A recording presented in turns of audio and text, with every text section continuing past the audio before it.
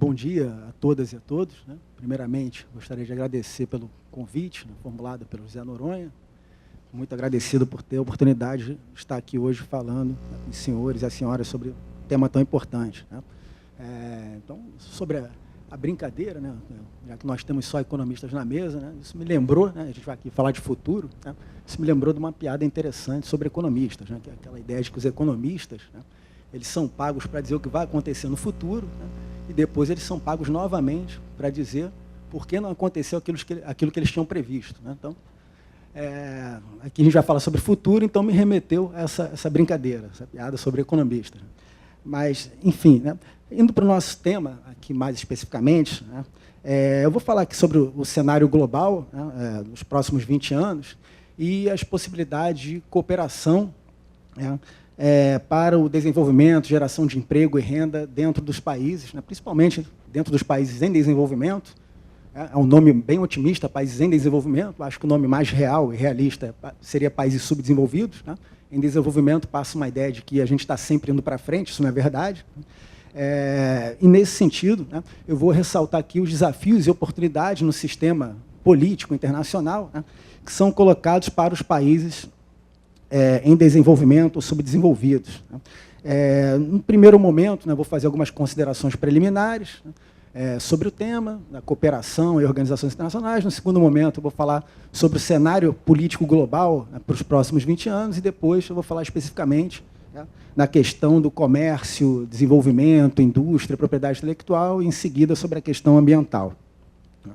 Bom, do ponto de vista das minhas considerações preliminares, né, para a gente pautar um pouco a visão que vai ser colocada aqui, né, eu queria falar um pouco sobre cooperação. Cooperação, né, no sentido mais amplo, né, seria, né, dois ou mais agentes, né, combinarem determinadas regras para alcançarem objetivos comuns, né. Então, cooperação traz sempre a ideia de que todas as partes estão ganhando, né.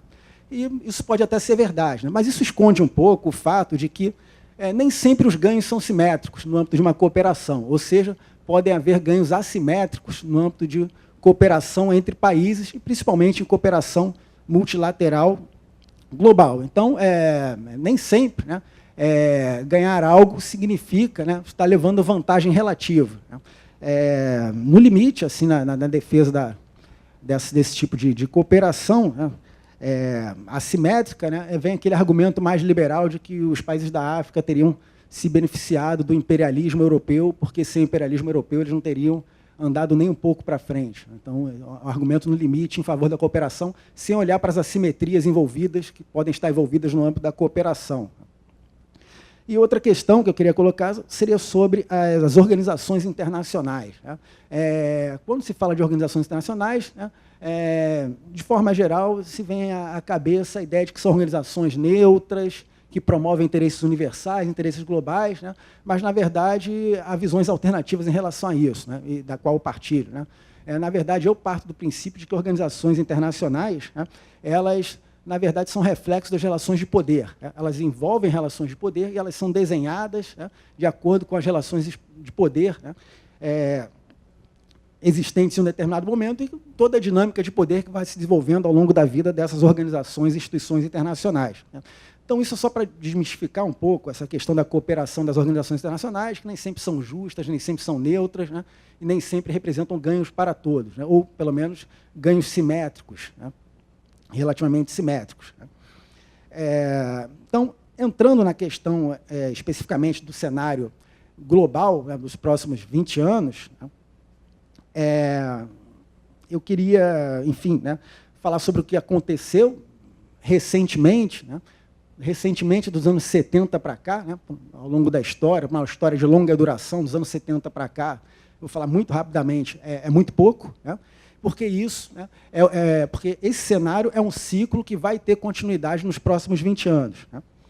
Então, o que vai acontecer, né, a partir dos anos 70 para cá, é que vai se configurar, né, uma distribuição de poder global, né, que vai se descristalizar no fim da Guerra Fria, ali, entre 89 e 91, mas vai se configurar um sistema internacional que, em termos de distribuição de poder, ele vai ser um sistema internacional com poder concentrado nas mãos de uma grande potência, que é os Estados Unidos, né. No âmbito da Guerra Fria ele era bipolar, nos anos 70 ele vai caminhando cada vez mais para ficar unipolar, ele se revela unipolar ali nos anos 90 e, atualmente, a gente está no sistema unipolar, ou seja, há uma distribuição de poder global concentrada nos Estados Unidos, né?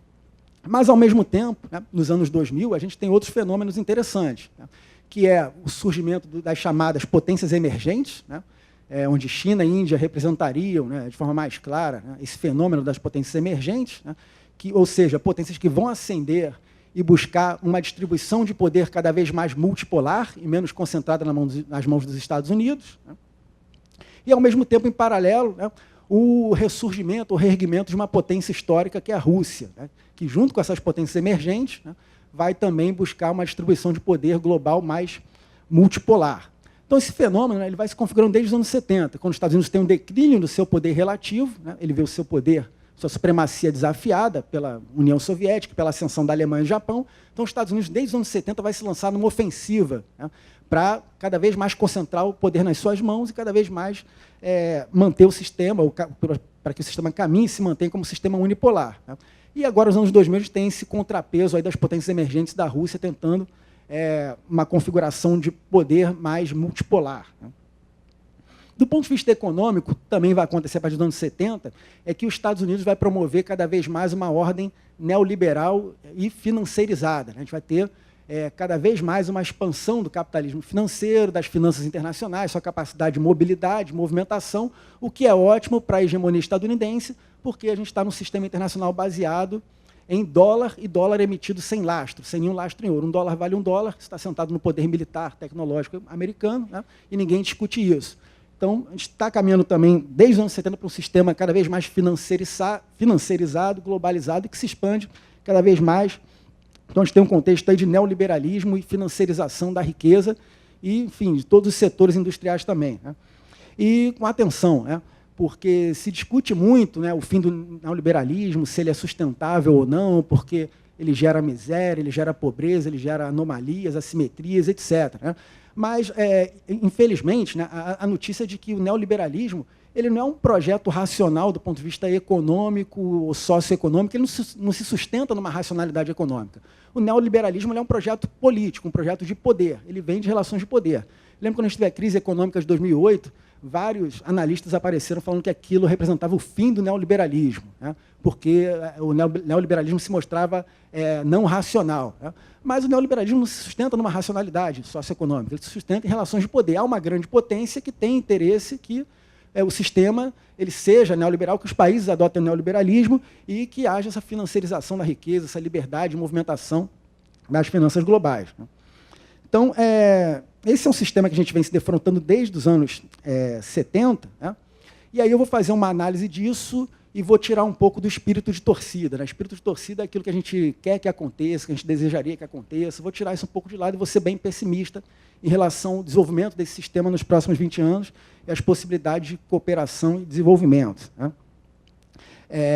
Então, a gente tem de um lado, né, uma potência global, a maior potência global que é os Estados Unidos, seguido pelos países lá da Europa Ocidental, Japão, seus aliados mais próximos, né, países da OCDE mais envolvidos, que querem manter o status quo, manter as coisas como estão, ou ainda ampliar as assimetrias de poder, de riqueza, né, de renda, enfim, de forma geral, concentrar cada vez mais as tecnologias de ponta, as indústrias de ponta nos seus territórios, né, ou nas mãos das suas empresas transnacionais.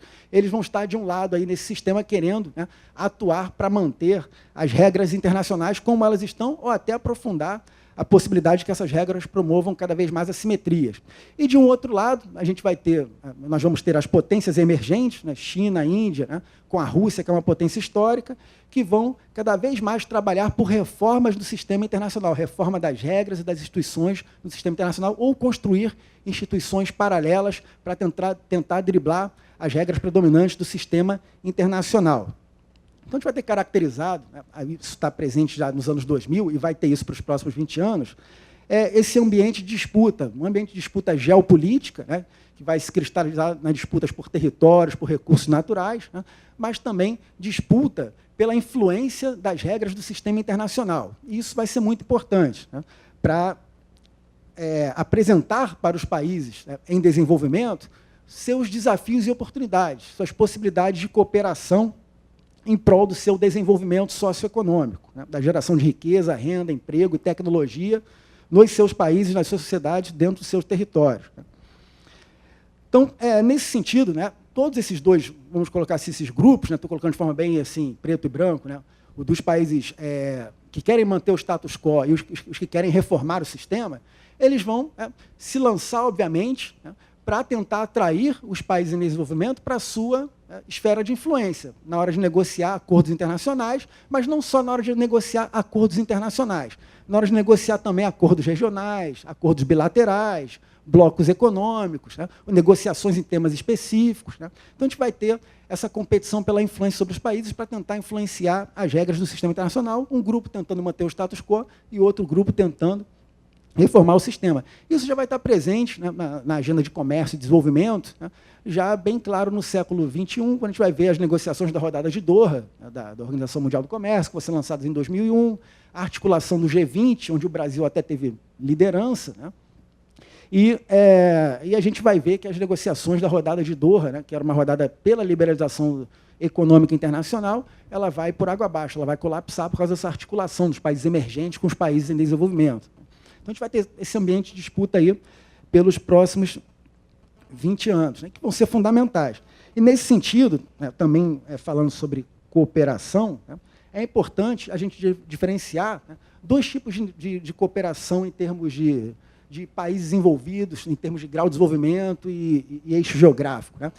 A gente tem as cooperações do tipo Norte-Sul, né, que envolvem países do hemisfério norte, que seriam países desenvolvidos, né, com países do hemisfério sul, que seriam países, né, menos desenvolvidos e países que teriam então, menos avanço tecnológico, menos desenvolvimento econômico, né, e que teriam problemas a resolver.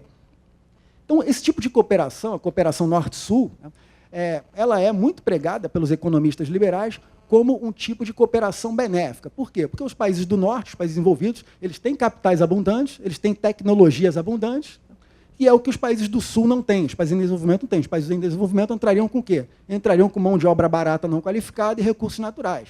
Então, segundo essa visão liberal, esse tipo de cooperação traria enormes benefícios para os países em desenvolvimento, porque haveria um casamento perfeito aí, de fatores de produção e que levaria o desenvolvimento, a tecnologia e a renda para os países subdesenvolvidos ou em desenvolvimento. Um grande acordo foi muito badalado nesse sentido, né, foi feito em 94, foi o Acordo de Livre Comércio da América do Norte, o NAFTA envolvendo México, Estados Unidos e Canadá, e não preciso nem falar no que deu, né? O que aconteceu com o México a partir disso. Né? Mas esse seria um tipo de acordo Norte-Sul, né? Um tipo de cooperação Norte-Sul que, teoricamente, levaria o desenvolvimento para os países em desenvolvimento. Né? Por outro lado, a gente tem os acordos do tipo Sul-Sul, cooperação Sul-Sul, que envolveria o país em desenvolvimento, né? Nenhum dos países envolvidos teria uma tecnologia de ponta superior, mas, enfim, algum teria algo para oferecer em relação ao outro, e desse tipo de cooperação poderia, então, os países de forma cooperativa promover ganhos conjuntos. Né? E, enfim, o Brasil, né, durante os anos 2000, durante o governo Lula, enfim, Dilma, se envolveu muito nesse tipo de cooperação, né? No âmbito da Embrapa, até cooperação técnica com o IPEA, enfim, se envolveu muito nesse tipo de cooperação. E esse tipo de cooperação, por exemplo, é levado no âmbito do BRICS, né? Esse tipo de cooperação Sul-Sul.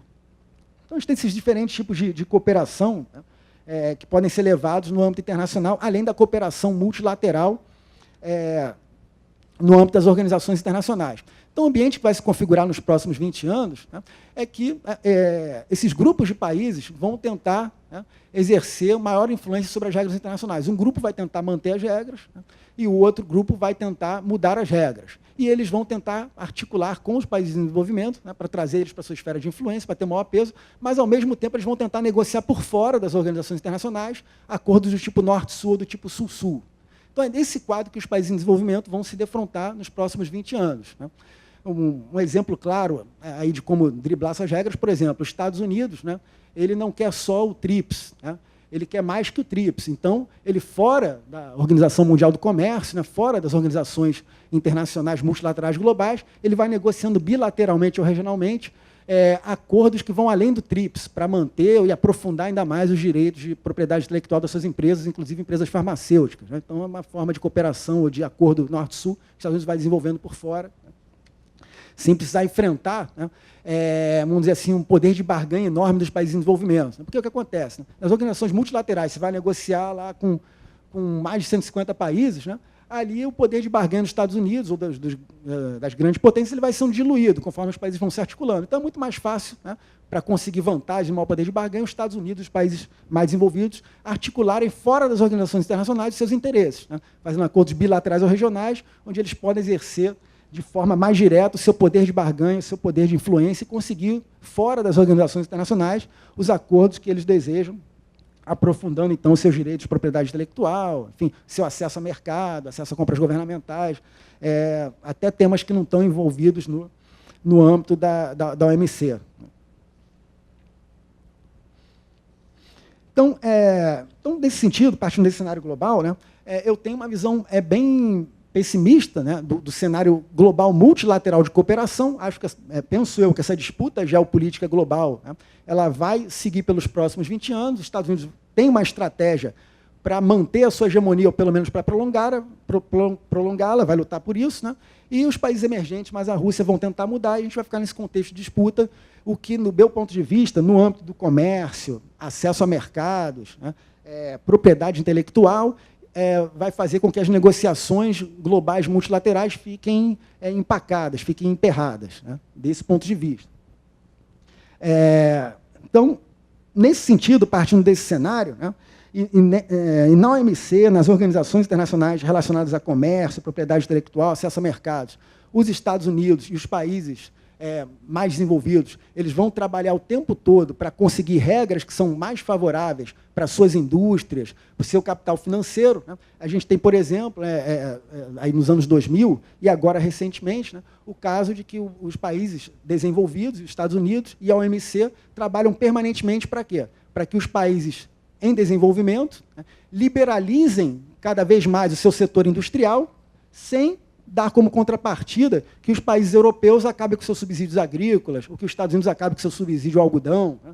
Então, eles querem que a gente liberalize ainda mais, né, os nossos mercados de bens industriais, acesso a mercados, compras governamentais, respeitemos direitos de propriedade intelectual, mas sem exigir em troca uma liberalização do mercado agrícola, o que, se acontecesse, né, uma liberalização do mercado agrícola, só ia aprofundar ainda mais o padrão centro-periferia, né? Só ia aprofundar mais aquele nosso padrão colonial histórico, mas nem liberalizar o setor agrícola, eles querem liberalizar, querem manter subsídios, né? Então, eles vão trabalhar dessa forma o tempo todo, né? E os países emergentes e a Rússia vão trabalhando na contramão disso. Os acordos regionais podem trabalhar na contramão disso.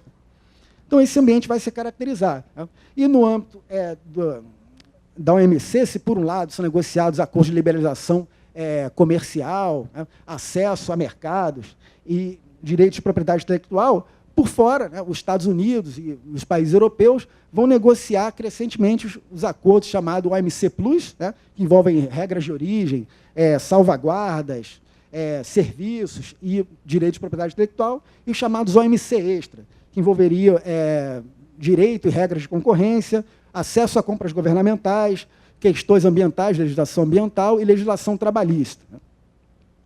Então, do ponto de vista da agenda comercial, de propriedade intelectual, eu vejo esse cenário, um cenário onde vai ficar tudo emperrado, né?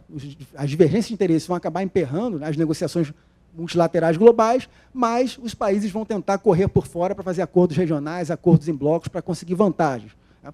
E isso vai se cristalizar em diversas instituições. Por exemplo, a própria questão do papel do FMI. O BRICS tenta fazer um banco multilateral dos países do BRICS fora do FMI, para financiar a liquidez desses países, fora o novo Banco de Desenvolvimento do BRICS, que é um banco para financiar desenvolvimento, que seria fora do Banco Mundial. Então, esses tipos de acordo, né, vão ocorrendo fora das organizações multilaterais globais.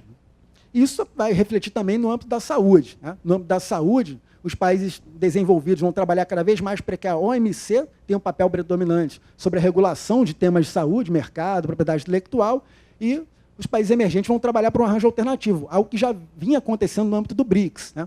Se você pegar todas as atas de reuniões de ministros da saúde do BRICS nos anos 2000, o BRICS vai trabalhar o tempo todo com uma pauta de saúde diferente da pauta da OMC, né? Vai trabalhar com a ideia de que a OMS tem que ter um papel predominante, vai trabalhar com o tema de acesso a medicamentos baratos para países subdesenvolvidos, não é só para os países BRICS, não. Levar medicamento barato, essa tecnologia, para todos os países subdesenvolvidos, inclusive na África, não só os países BRICS. Então, o BRICS, né, representa, né, se ele ainda continuar existindo, a gente não sabe, né, ele, pelo menos até agora, representou um enorme desafio às grandes potências que querem manter o status quo. Ele buscava reformar o sistema internacional, não só como um bloco econômico, mas também na área de saúde, na área do meio ambiente, enfim, e criar um sistema mais multipolar, né. Eu falei que a gente não sabe como é que ele vai continuar, porque depende muito do envolvimento do Brasil e da forma do envolvimento do Brasil, né. China, Índia e Rússia já estão se articulando em um outro arranjo, que também surgiu nos anos 2000, que é a Organização da Cooperação de Xangai, né, que pode ser uma alternativa ao BRICS e que é na Eurásia, ou seja, no continente mais disputado ali em termos de recursos naturais e distribuição de poder. Então, desse ponto de vista, eu vejo uma agenda bem complexa, um desafio bem complexo para os países em desenvolvimento. Do ponto de vista, eu vou passar muito rápido por causa do tempo, vou passar muito rápido sobre a agenda de saúde, né? Agenda de saúde não, a agenda do meio ambiente, a agenda ambiental, a questão da emissão de gases, né? e a questão do aquecimento global, né? Nesse tema, aí há espaço para cooperação, né? Há espaço para cooperação porque esse tema sensibiliza mais de forma consensual a opinião pública, né? Isso a gente sentiu até no Brasil agora, né? Vocês podem ver que, né, o governo que está aí, ele tirou, enfim, ele tirou direitos dos trabalhadores, né? Ele congelou o teto dos gastos públicos por 20 anos, inclusive em saúde e educação, né? E não teve nenhuma grande comoção pública em relação a isso. Então, pode tirar direitos dos trabalhadores, né? Pode congelar o teto dos gastos públicos em saúde e educação, né? Isso a gente tolera, né? Mas aí ele foi mexer com a Amazônia, aí não, aí causou uma grande comoção dos artistas, né, da classe artística, né, Letícia Sabatella, enfim, né, Gisele Bündchen, então, aí não pode, né? Não que eu não ache importante a questão ambiental, a questão indígena, né, mas eu acho igualmente importante os direitos dos trabalhadores, né, a aposentadoria, os gastos públicos em educação e saúde, eu acho igualmente importante em relação à questão ambiental e à questão indígena, mas a gente pode ver que a questão ambiental ela tem uma maior sensibilidade da opinião pública global, inclusive no Brasil. Então, eu penso que na área ambiental há maior espaço para a cooperação, mas uma cooperação limitada. Por que uma cooperação limitada? E a grande questão aí da cooperação ambiental, né, primeiro, né, é que os países ricos e desenvolvidos, né, eles já poluíram aí por 200 anos, né, com as suas indústrias, puderam se desenvolver plenamente sem enfrentar nenhuma restrição ambiental, mas atualmente, quando vai se negociar um acordo ambiental, eles não querem pagar um preço a mais por isso, eles querem compartilhar de forma igual e simétrica, né, o corte de emissão de gases, ou quando cedem muito pouco, cedem relativamente muito pouco, na hora de negociar acordos de corte de emissões de gases, de gás carbono, né? Então, se por um lado ele já tem uma vantagem tecnológica, uma vantagem industrial, uma vantagem socioeconômica, em termos de renda, riqueza, tudo isso, por outro lado, na hora de negociar, quem vai pagar a conta, eles querem dividir de forma relativamente igual, não querem pagar um preço maior. Isso, inclusive, ficou no discurso do Obama, né, que seria um presidente democrata, pró-multilateralismo por muito tempo, né? Inclusive ele se negando o tempo todo de assinar acordos vinculantes, né, mas no final da COP22 ele acabou aceitando um acordo vinculante.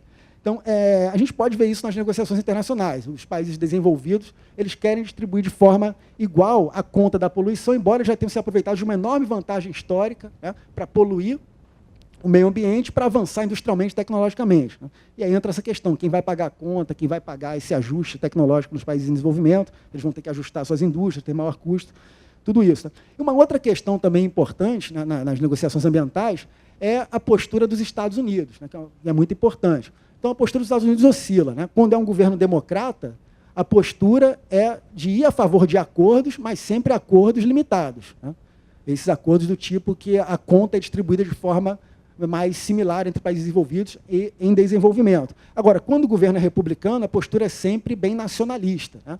E com argumentos que, se os Estados Unidos seguir os acordos internacionais em relação à emissão de gases, ele vai incorrer em problemas econômicos sérios, então os Estados Unidos não pode, por questões nacionais, de interesse nacional, interesse econômico, geração de emprego e renda no seu território, ele não pode seguir os acordos internacionais. Então, a gente pode ver lá que, em 2001, né, o presidente Bush Filho, né, não ratificou o protocolo de Kyoto, né, e agora a gente vê o Trump aí também dizendo que não vai seguir nenhum acordo ambiental, etc. E tem uma outra questão também. E para os Estados Unidos, é importantíssimo seguir com a exploração de petróleo e gás no seu território, que é feita com tecnologias ambientalmente questionáveis, né? Por que é fundamental para os Estados Unidos seguir com essa exploração de petróleo e gás no seu território, que são ambientalmente questionáveis, né? Pode contaminar o lençol freático, enfim, várias questões envolvidas. Porque os Estados Unidos produzir petróleo e gás dentro do seu território é importante para ele se tornar menos dependente de importações, ele é historicamente muito dependente de importações, e outra questão, ele joga o preço do petróleo lá para baixo, né? Ele jogando o preço do petróleo lá para baixo no mercado internacional, quem sofre com isso? Rússia, que é dependente de exportação de petróleo, Irã, Venezuela, até o Brasil com pré-sal, ou seja, todos aqueles países que estavam desafiando os Estados Unidos, se articulando para desafiar os Estados Unidos. Então, para ele é importante jogar o preço do petróleo lá para baixo. Então, não vejo por parte da maior potência global a possibilidade dela se comprometer plenamente com a questão ambiental. Pode se comprometer de forma limitada, né? Então, caminhando aqui para o fim, que meu tempo já acabou, né? Então vejo as seguintes possibilidades para os próximos 20 anos, né?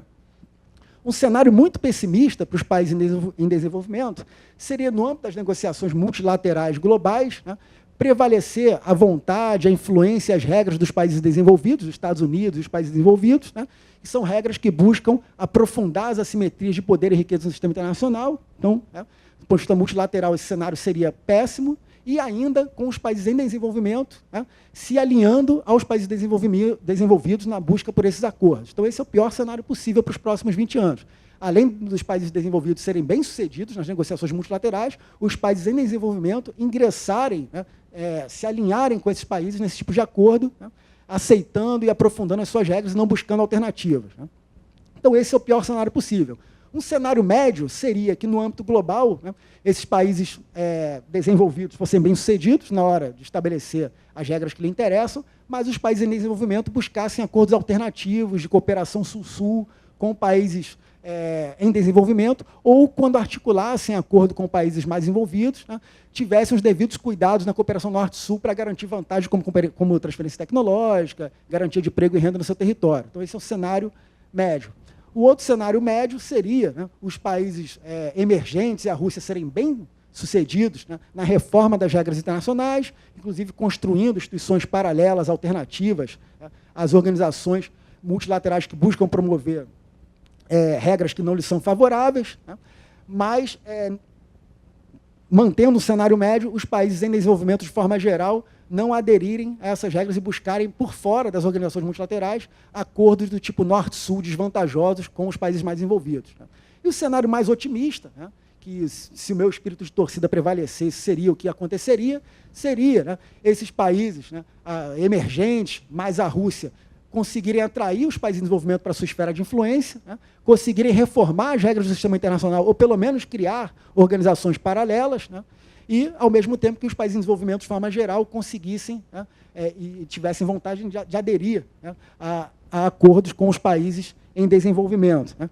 Então, nesse sentido, né, é muito importante o que vai acontecer dentro dos países, do ponto de vista político, né, sem dúvida, o cenário político interno dos países é importante, mas eles não estão isolados de forma nenhuma do que está acontecendo no ambiente internacional. Isso vai ser muito importante para as possibilidades de geração de renda, de riqueza, de emprego, de desenvolvimento dentro dos países, né, mas sem deixar de ter atenção que o nosso cenário político interno também é muito influenciado pelo cenário político internacional. Em que sentido? No sentido de que Estados, né, e grandes grupos econômicos e organizações internacionais se articulam com grupos políticos dentro dos Estados periféricos, né, e podem, então, promover, enfim, diferentes cenários políticos internos, inclusive até golpes de Estado, né, que não são golpes muito explícitos, né, são golpes jurídicos, né, golpes de tipos menos explícitos. Então, o cenário internacional é muito importante, a distribuição de poder global é muito importante para as nossas possibilidades de desenvolvimento, para o nosso próprio cenário político interno. Então, fico por aqui e, enfim, deixo mais questões para o debate. Obrigado.